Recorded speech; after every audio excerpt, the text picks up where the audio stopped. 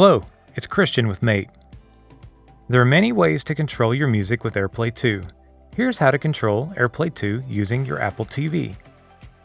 Start music anywhere in your HomeKit home. I'm going to start music on this Apple TV using the Siri remote. Play Coldplay. Press and hold the play-pause button. From here you can see all the music playing throughout your home. Find the music you want to control by swiping from side to side.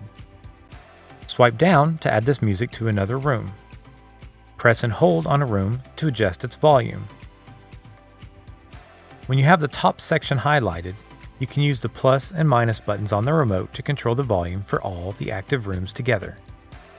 You can uncheck a single room or all the rooms to turn them off.